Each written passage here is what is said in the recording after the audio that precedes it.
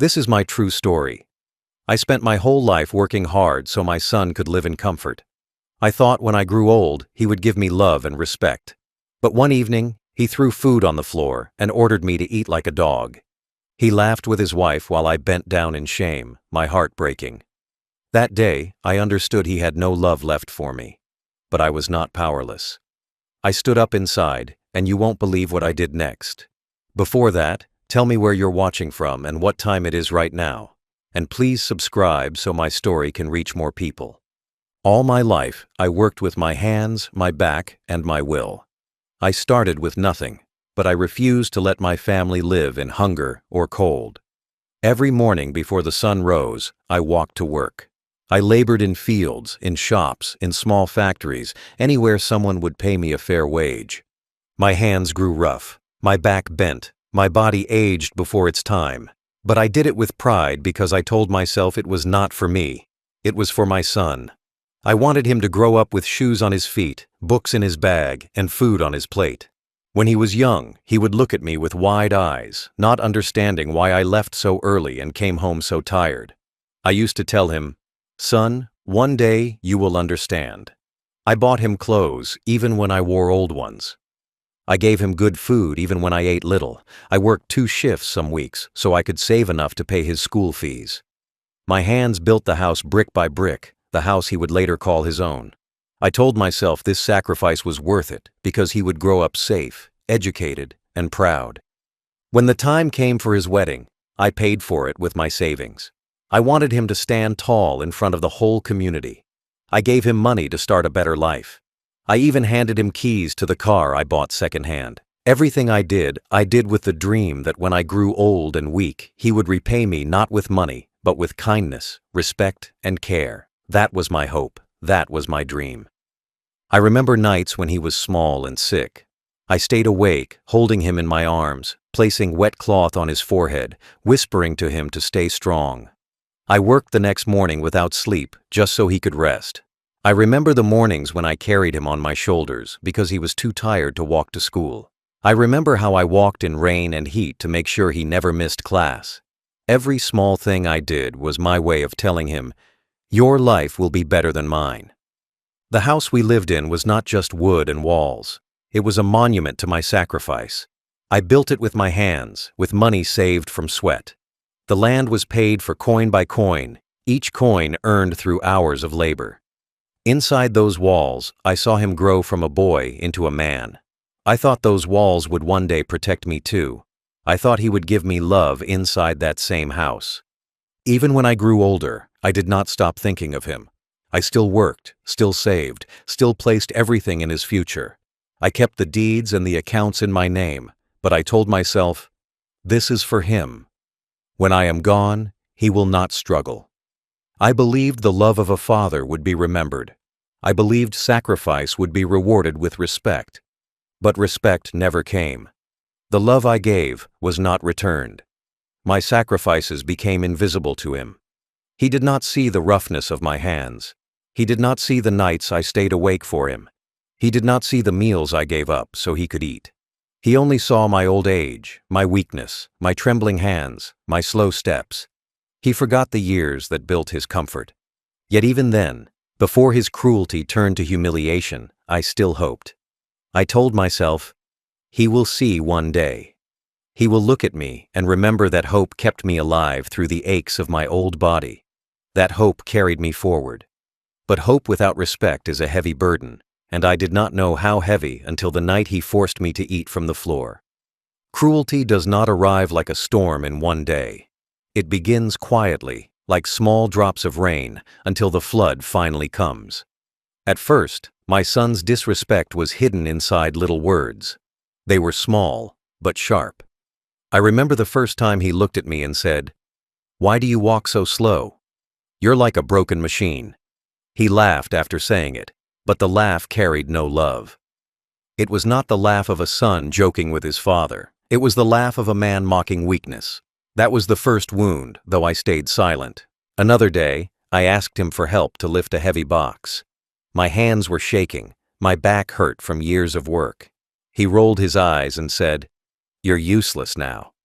What good is all your strength if you can't even carry this?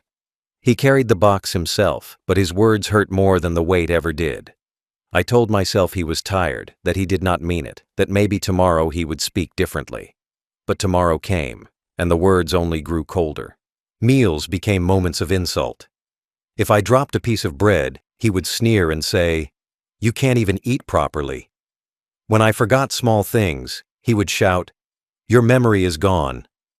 "You're just a burden now." I stayed quiet, swallowing the words like bitter medicine. I thought silence would bring peace. I thought if I showed patience, he would see my heart. But patience did not bring change. It only gave him more space to grow cruel. At family gatherings, he began making jokes about me. He would tell others, "Look at my father. He can't hear well, he can't walk fast, he is falling apart."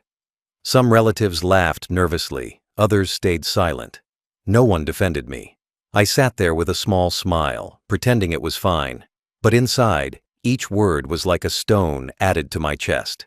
My son no longer saw me as the man who raised him. He saw me as entertainment, as someone to mock. Over time, the respect that once lived in his voice vanished completely. He stopped calling me father with love. Now it was said like an order, sharp and cold. "Father, sit down. Father, stop talking. Father, don't get in the way." Each command was like a whip, reminding me that in his eyes, I was no longer a man to be honored. I was just an obstacle in his house. I tried to remind him of the past. I said softly, "Son, do you remember when I carried you to school? Do you remember when I worked late just so you could study?" But he shrugged and said, "That was your duty. You chose to do that. Don't expect me to thank you forever." Those words broke something in me. A lifetime of sacrifice, dismissed as nothing more than duty. My love, my effort, my pain, all erased with a single sentence. Even small requests turned into reasons for cruelty. If I asked for water, he would sigh loudly and say, "You can get it yourself." If I asked for company, he would say, "I don't have time to listen to your old stories." My heart sank each time, but I kept quiet. I thought maybe one day, when he had children of his own, he would understand.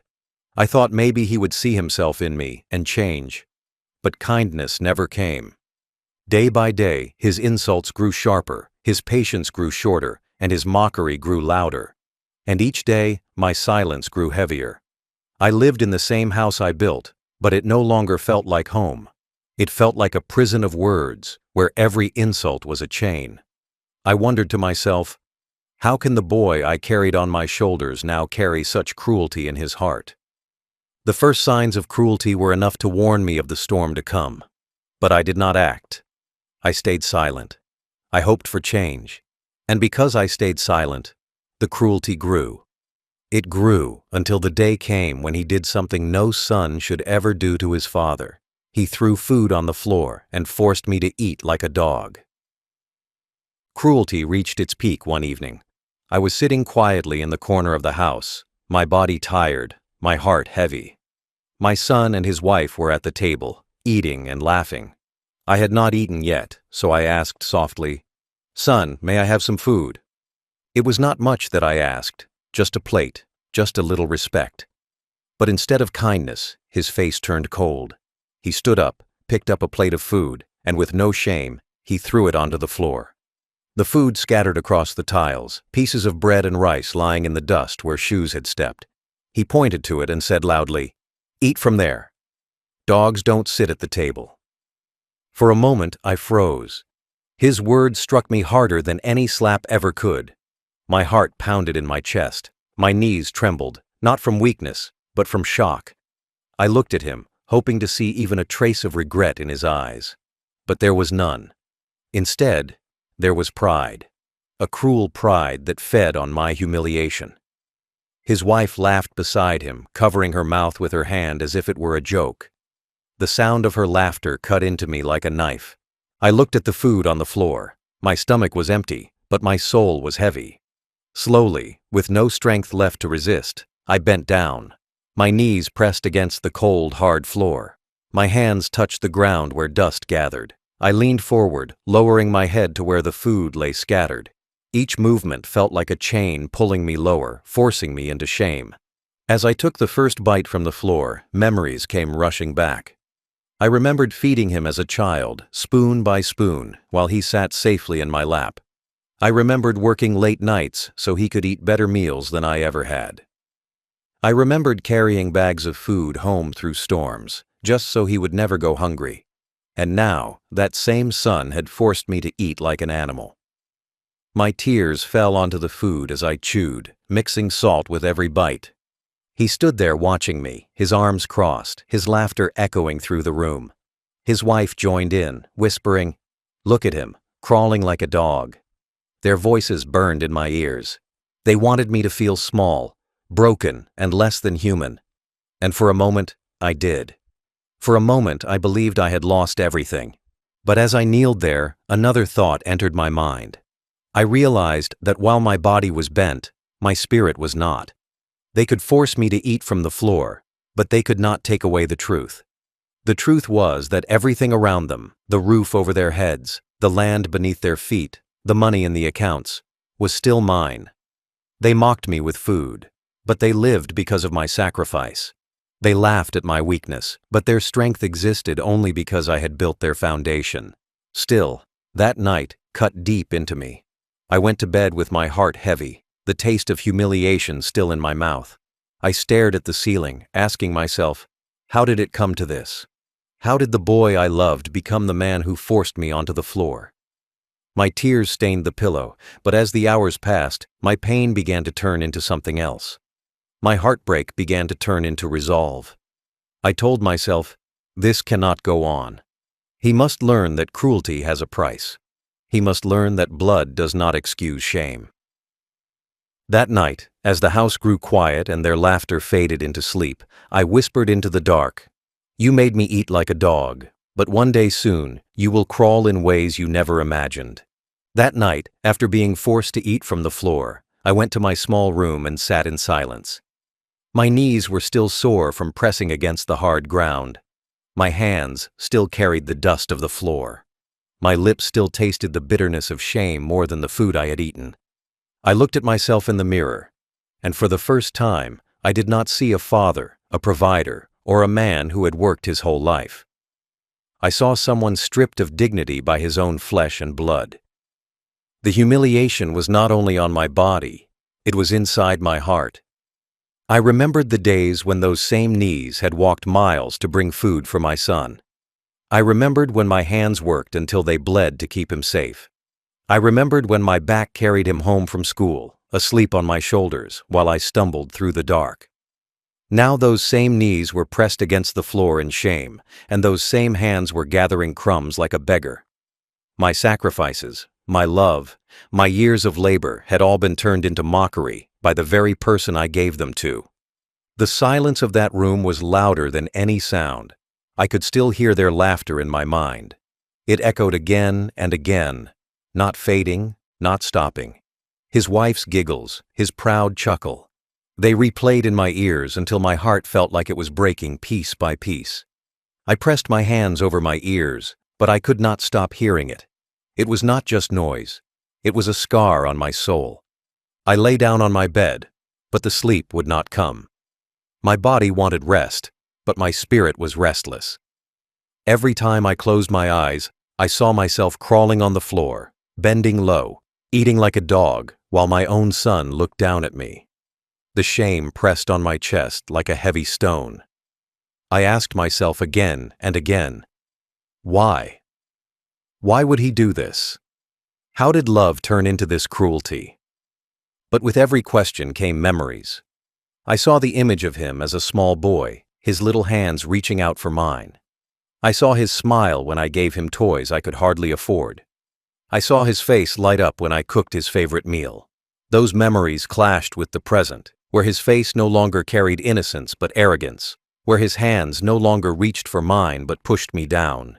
That clash tore at my heart, leaving me hollow. The humiliation did not end in that moment alone. It carried into the days that followed. Every time I walked across the yard, I felt the eyes of neighbors watching, whispering. They may not have seen the act with their own eyes, but whispers travel faster than truth. People looked at me with pity, and that pity hurt almost as much as the cruelty. To be pitied by strangers because of your own son is a wound that does not heal easily. Inside the house, he carried himself with pride, as if forcing me to the floor had proved his power. His wife treated me like a burden, barely speaking, only smirking when our eyes met. I lived in my own home like a stranger, my dignity stripped away by the two people who should have been my family. The air inside those walls grew heavy. Every meal, every day, every silence carried the weight of what had been done to me. I wanted to scream. I wanted to ask him why. I wanted to tell him of my pain. But the words never left my lips. Instead, I sat in silence, swallowing my tears. That silence was not weakness. It was the fire building inside me, because in that silence, I began to see the truth. I began to understand that humiliation was not the end. Humiliation was the beginning of something greater. It was the seed of justice. Yes, I was humiliated. Yes, I was broken in that moment. But I also knew this. He could force me to crawl for food, but he could not erase the fact that everything he owned came from me. He could laugh at my weakness, but he could not take away my power. My silence was not surrender, it was patience. And patience was the sharpest weapon I had left. So I stayed quiet, letting him think he had won, letting him think his cruelty had broken me. But inside, I was already planning. Inside, I was already preparing. The humiliation I carried in my heart was heavy, but it gave me strength. Strength not of the body, but of the will. Strength to act when the time was right. Strength to make sure that one day he would feel the same emptiness I felt that night. My son believed that because he forced me to eat from the floor, he had power over me. He believed that making me crawl, making me bend, making me taste humiliation, meant he was the master of the house. He thought strength was in his young arms, in his loud voice, in the cruel laughter he shared with his wife. He forgot that real power does not live in the hands or the mouth. Real power lives in the paper, in the pen, in the name. And all of those were still mine. The house where he mocked me still carried my name on the deed. The land he walked across with pride was still written in my records. The money he spent so carelessly came from accounts that I had worked for and saved.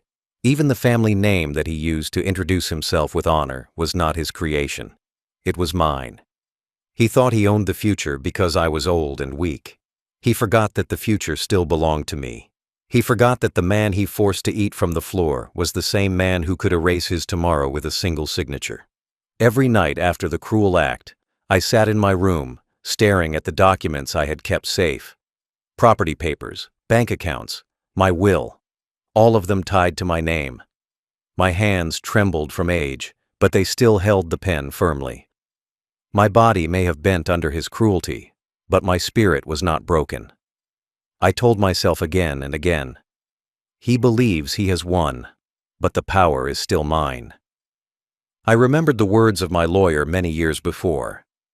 As long as you live, nothing changes without your decision.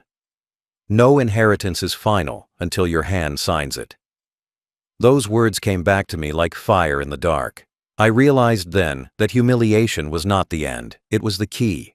He thought he had taken everything from me, but in truth, he had only shown me what I must do. As I sat with those papers spread out before me, I thought of the house. I had built it brick by brick with my sweat. It stood tall because of me, not because of him. Yet he walked through it like a king, as if it were his by right. But I knew the truth. It was not his. It never had been. It never would be. It was mine to give, mine to take away. I thought of the land. He strutted across it as though his footsteps claimed ownership. He did not know that ownership was not in footsteps, but in ink and law. The land was mine, not his.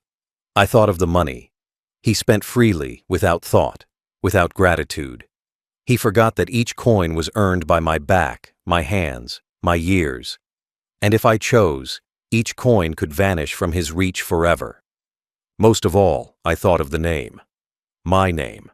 The name that carried weight in our town. The name that opened doors. the name that gave him pride when he spoke it aloud. He believed it would always belong to him. He forgot it was my gift, and I had the power to take it back. Without that name, he was nothing. Without that name, he was no one. Every scar he gave me, every insult he threw, every laugh he shared at my expense only reminded me of the truth. He was not powerful. He was blind. He had tied his pride to things that did not belong to him. And I was the one who could cut that tie forever. That night, I whispered into the silence of my room. You think you have power because you made me eat from the floor. But you forgot that the floor you walk on is mine. You forgot that the roof above your head is mine. You forgot that the very name you carry is mine. You believe I am weak, but I am the one who decides if you have a future. He had mocked me with food, but the real hunger was yet to come. The hunger of losing everything he thought was his. The hunger of emptiness when the papers no longer carried his name. That was the power he forgot I had. That was the truth he had blinded himself to. Yes, he forced me to the floor, but I still controlled the future. And soon I would show him what real power looked like. The night after he forced me to eat from the floor, I sat alone in my room. The house was quiet, but inside me there was a storm. My knees still ached from bending on the hard ground, and my stomach turned from the shame I had swallowed. I looked at the walls I had built with my own hands, and for the first time, they felt like strangers to me. I had given everything to my son, my youth, my strength, my savings, my love, and he had repaid me with humiliation. That night, I knew one thing with certainty. It had to end. I sat in the dark and thought of all my sacrifices. I remembered walking barefoot so he could wear shoes.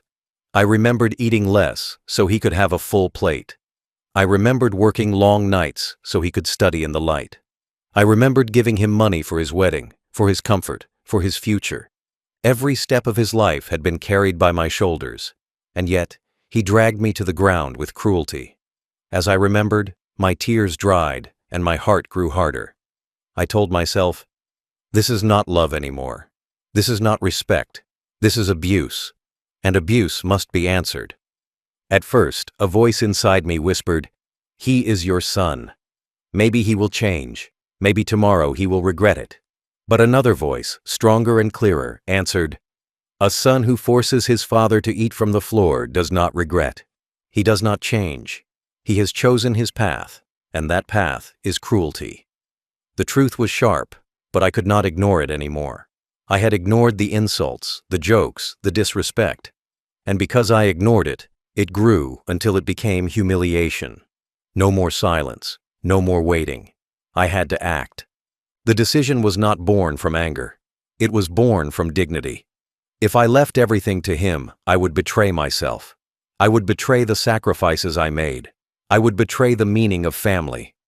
I told myself, if he can treat me like a dog, he does not deserve to inherit like a son. If he can mock my hunger, he does not deserve to enjoy the wealth I earned. If he can break my dignity, I will break his future. I decided then that he would lose everything. He would lose the house he walked through so proudly. He would lose the land he thought was his to rule. He would lose the money he spent as if it grew on trees. And most of all, he would lose the family name he carried with pride, the name that he had turned into shame. I would not let my legacy pass into his hands. I would not let my bloodline continue with cruelty.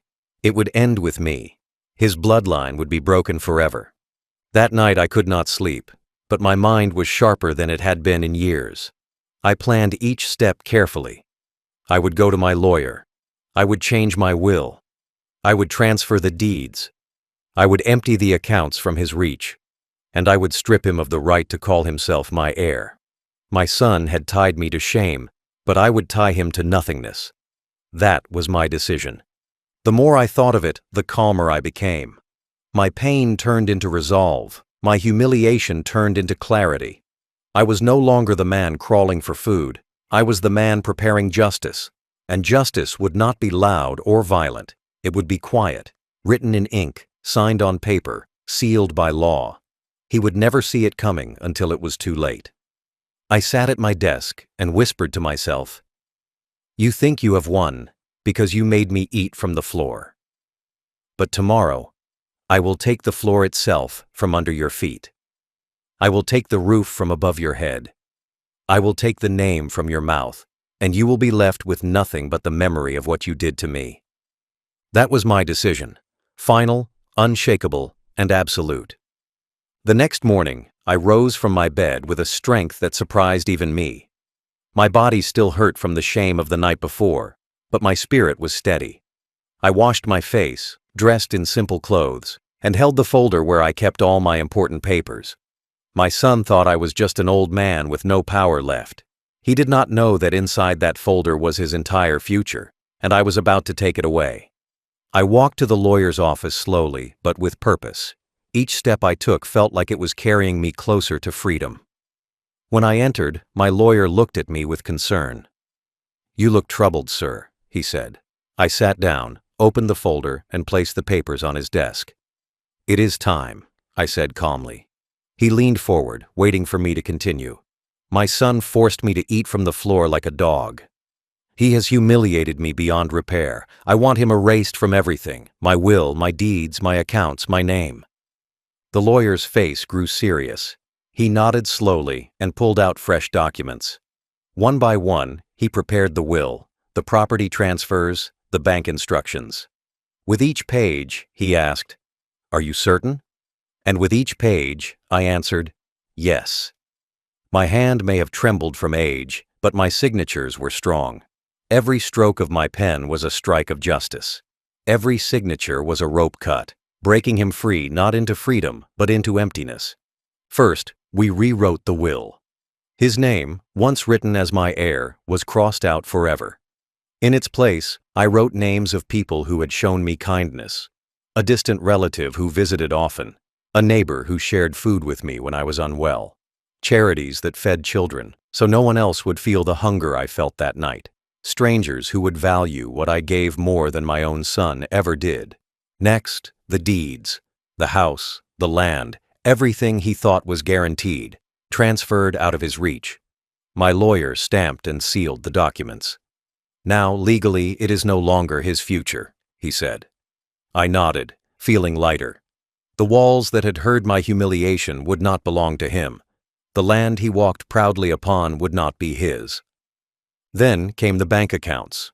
The money I had saved for decades, every coin I earned with sweat, was redirected. Accounts were set up for charities, for schools, for causes that mattered. Not a single cent would fall into his hands. My lawyer looked at me carefully. "When he learns of this, he will be furious." I replied quietly, "Let him be furious. His fury will not change the law." Finally, the name. This was the hardest, but also the most important. My lawyer explained the process of legally stripping him from the family name. I listened, steady and calm. It would take affidavits, filings, and official stamps. But once done, it would mean that in the eyes of the law, he was no longer my heir. My blood might run in his veins, but the world would not see him as my son. He would be nameless, cut away from the tree of my legacy. I signed the papers, feeling the weight of generations in my hand. With that final stroke, I did not just remove him from my will, I removed him from history. When all was done, my lawyer gathered the papers into a folder and said softly, "It is complete. He has nothing now." I looked at the folder and whispered, "No. He has less than nothing. He has disgrace." As I left the office, the sun shone on me. The air felt fresh, the street felt open, and for the first time in years, I felt free. The humiliation I carried had turned into action. My silence had turned into power. My weakness had turned into justice. Back at home, my son still walked with pride, still barking orders, still boasting to his wife, "When father is gone, all this will be mine." I sat quietly in the corner, almost smiling. He was bragging about nothing. He was proud of dust.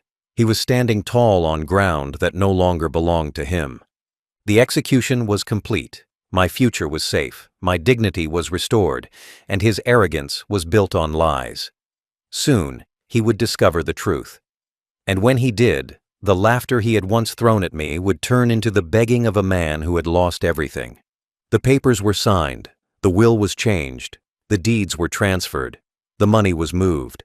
But for me, there was still one more step.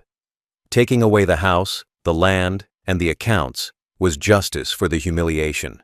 But ending his bloodline, that was the final cut. My son had turned my name into shame the moment he forced me to eat from the floor like a dog. I could not allow that shame to pass on to the future. My family name carried honor, and I would not let it rest on his shoulders. With one decision, I would break the chain forever. The process was not easy. My lawyer warned me that stripping him of the family name would take time, filings, and explanations. But I was determined. I told him, I do not care how long it takes. I do not care how many signatures are needed. I want it done. And so, he prepared the papers. In them, I wrote the truth with my own hand. My son humiliated me. He forced me to eat from the floor like an animal. He has no respect, no love, no humanity. For this reason, I strip him of my name. He will not carry it forward. He will not be remembered as my heir. When I signed those papers, my hand trembled. Not from doubt, but from age. My heart, however, was steady. With each stroke of the pen, I felt like I was cutting a rope. First, the rope that tied me to humiliation. Then, the rope that tied him to my legacy. He had thought I was powerless. But at that table, with my pen in hand, I was stronger than I had ever been. Weeks passed, and the legal process was completed. It was final. He was no longer my heir. He was no longer tied to my name. In the eyes of the law, the bloodline ended with me. My legacy would live on through strangers who respected it, not through a son who spat on it. The day he found out was the day his pride shattered. He came running into my room, waving papers in his hand, his face pale. His voice trembled as he shouted, "Father, what have you done? They say I am no longer your heir. They say I have no claim to the name, no claim to the house, no claim to anything." His eyes were wide, filled with fear. He dropped to his knees and begged, "Please, undo this. Please, give me one more chance." I looked at him with calm eyes. My voice was quiet but sharp. "Did you give me one more chance when you forced me to crawl? Did you give me one more chance when you laughed as I ate from the floor? No, son. You ended it that night, and now I have ended yours." He cried then. Real tears fell from his eyes, but they meant nothing to me. Those tears were not born of love. They were born of loss. He was not sorry for what he did. He was only sorry for what he had lost. His wife stood behind him, silent, her face pale with shame. She knew the truth too. Their laughter had cost them everything. Neighbors soon learned what had happened. Word spread quickly, and with it came whispers. The man who forced his father to eat like a dog has been cut from the will. His father stripped him of the name itself. The bloodline is broken because of his cruelty. People who once envied him now looked at him with pity or disgust. He could not walk through the market without hearing whispers. He could not meet the eyes of others without seeing judgment. For me, the final cut brought peace. I no longer feared what would happen to my legacy. I no longer worried that my name would be carried by someone who had no respect for it. My sacrifices were safe in the hands of those who would honor them. My name was safe from shame. My dignity was restored. That night, I sat by the window, looking at the stars. I thought of my journey. From a father who gave everything, to a man humiliated on the floor, to a man who rose again through justice. I touched the table beside me where the papers lay, sealed and stamped, and whispered, "You made me eat from the floor like a dog. I left you empty. I broke your bloodline forever. That is my justice." When the truth finally reached my son in full, his world collapsed. The papers had spoken, the law had sealed them, and there was nothing left for him to hold on to. The house he walked proudly through each day was no longer his future. The land he boasted about to his friends did not belong to him anymore. The money he had counted on to live in comfort had vanished from his reach. And worst of all, the name he carried with pride was stripped from him. He was no longer an heir. He was no longer my son in the eyes of the law. He was just a man with nothing. At first he tried to fight. He shouted, he argued, he accused me of betrayal. "How could you do this to your own blood?" he demanded. But his words had no weight anymore. Blood is not a shield when respect is gone. Blood means nothing when cruelty poisons it. I listened in silence, letting him pour out his anger. When he was finished, I said calmly, "You did this to yourself. You broke me, and now you are broken." His wife, who once stood beside him in arrogance, now looked at him with disgust. The laughter she had shared on the night of my humiliation was gone. Instead, she whispered to him coldly, "You have nothing. You are nothing." Not long after, she left him, taking the children with her. Even they no longer carried my name, for the law had cut the bloodline clean. They were free of his disgrace, but he was not. He was left alone, abandoned in the very house he thought he would rule, but which was no longer his. Neighbors spoke in hushed tones whenever he walked past. They remembered the story. They remembered the cruelty. They remembered the shame. "That is the man who forced his father to eat from the floor," they said. "That is the man whose bloodline was cut." His name became a warning, not a title. Mothers pointed at him when their children misbehaved and said, "Do not grow up like him. Respect your parents, or you will end up with nothing." Relatives who once welcomed him to gatherings now closed their doors. They turned away from him, unwilling to be tied to his disgrace. Old friends avoided him in the street, refusing to even nod. The community that once looked at him with envy now looked at him with pity, or worse, with disgust. He had lost not just wealth, not just name, but respect. And respect, once lost, can never be regained. I saw him wander like a man without direction. He no longer walked with the same proud step. His shoulders bent, his head hung low. The arrogance in his eyes had vanished, replaced by emptiness. He came to me many times, begging on his knees, "Father, forgive me. Father, undo what you have done. Give me back my place." But each time, I shook my head. Forgiveness may heal small wounds, but not wounds as deep as those he gave me. He forced me to eat like a dog.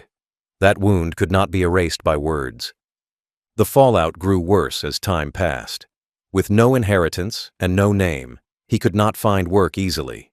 Employers turned him away when they learned who he was.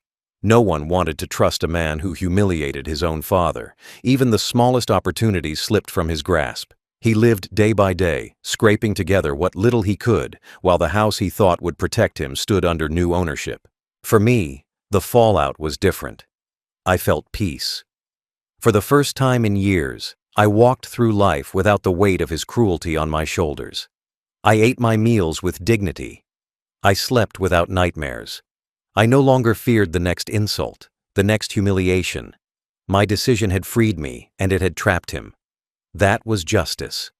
The world saw him as empty, but I saw him as a mirror of his choices. He planted cruelty, and he harvested nothing. He mocked me on the floor, and now he walked the streets alone, mocked by whispers. His downfall was not revenge from me. It was the natural fruit of his actions. He had broken himself long before I broke him. In the end, the fallout was complete. He was nameless, penniless, abandoned, and disgraced. The man who once forced his father to crawl now crawled through life, begging for chances he would never receive. The man who once laughed at humiliation now lived in humiliation himself. And I, the father he thought was powerless, sat in quiet dignity, knowing the truth. He made me eat from the floor, but I left him with nothing. His bloodline was broken forever. In the quiet that followed his downfall, I finally found peace. For years, I carried the heavy weight of sacrifice, only to be rewarded with humiliation. For years, I hoped for respect, only to receive cruelty. For years, I dreamed that my son would honor me, only to be forced to eat from the floor like an animal. But in the end, justice came, not through anger, not through violence, but through choice, through law, and through legacy. That was my justice. Each morning, I woke up knowing that the house I built with my bare hands no longer belonged to cruelty. Its walls no longer echoed with my son's laughter at my shame. Instead, it stood as a monument to my strength, passed into hands that would honor it. The land that had once been a stage for his arrogance was now free of him. It would feed others, provide shelter, and carry respect. The money I saved over decades no longer served a man who mocked me. It served causes that mattered, people who valued it, children who would eat with dignity instead of watching their fathers crawl. Most of all, my name lived on untouched. My name was not dragged into disgrace. My son had been stripped of it, and with him, the bloodline ended. Some people may think that is a harsh decision, but to me, it was the only path of dignity. A name is not just letters. It is honor. It is history. It is identity. I could not allow that name to pass through someone who forced me onto my knees and treated me worse than a dog. My name will be remembered in respect, not shame. That is the victory I claimed. When I walked through the town, people no longer looked at me with pity.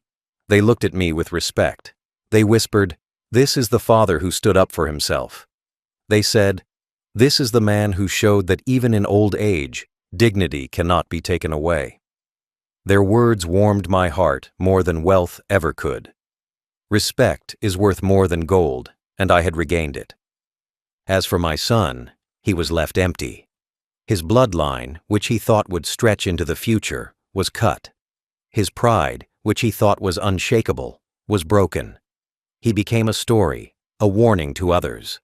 People told their children, "Do not treat your parents with cruelty, or you will lose everything, like him." His disgrace became his inheritance, and it was one he could never escape.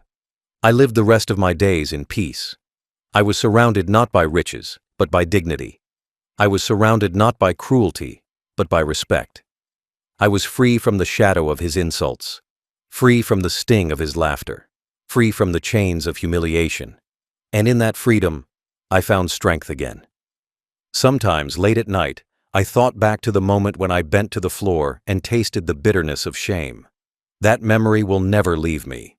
But now, when I remember it, I do not feel broken. I feel proud. Because from that lowest moment, I rose. From that shame, I built justice.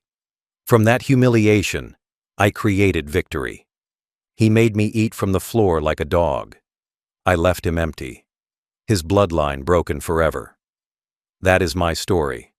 That is my justice. And I tell it now so others know. No matter how weak you feel, no matter how cruel the world becomes, you still have power. You still have choice. And with that choice, you can turn humiliation into dignity and heartbreak into justice.